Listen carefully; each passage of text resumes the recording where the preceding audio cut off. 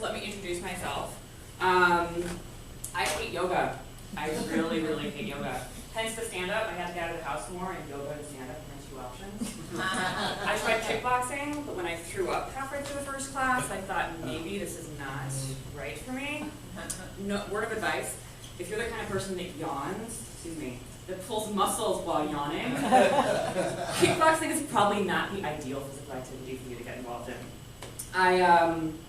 You know those studies that show for person X, it's hard to distinguish faces of people of a race that person X is not? Did I lose you?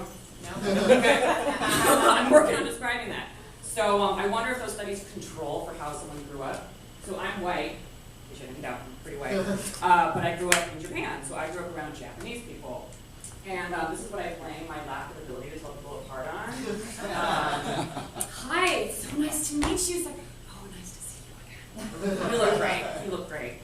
And I feel extra bad when I can't tell people apart who aren't white. But the whole time, all I'm thinking is, I can't tell white people apart. It's not you.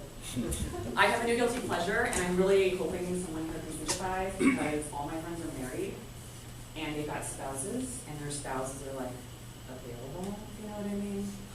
So I really need someone to talk about this. You know when you're alone, you're lying there, and your feelings. So I found this thing that really helps me out.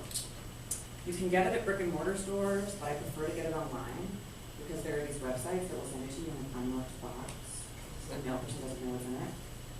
Have you tried almond butter? It will change your life. Let's talk about feminism.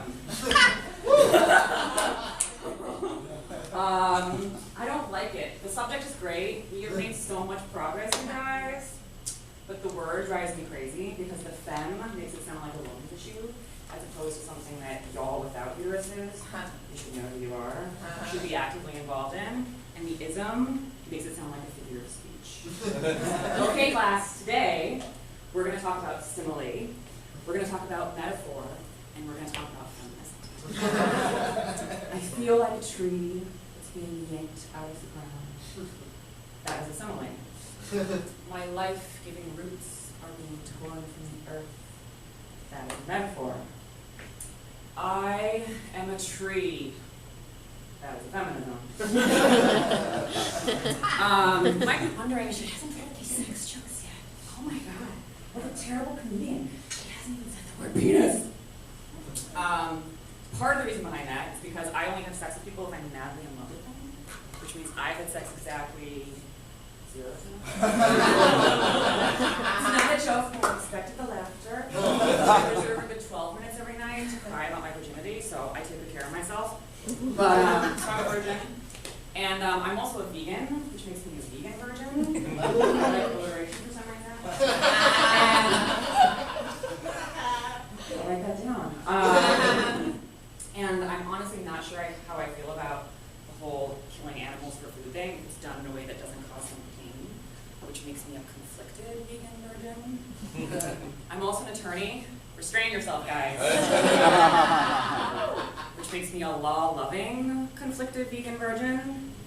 I was at the movie theater a few weeks ago. And there were all these animals in the movie, and they were fighting and dying.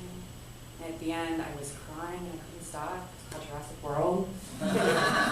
Which makes me a law-loving, velociraptor sympathizing, conflicted vegan virgin. Don't I sound hot? Who could resist a sexually inexperienced 30-year-old woman who drafts software license agreements for a living and devotes time and energy to worrying about the health and welfare of animals that have been extinct for 70 million years? And I'm telling you all this, which simply makes me a fucking idiot. Thank you.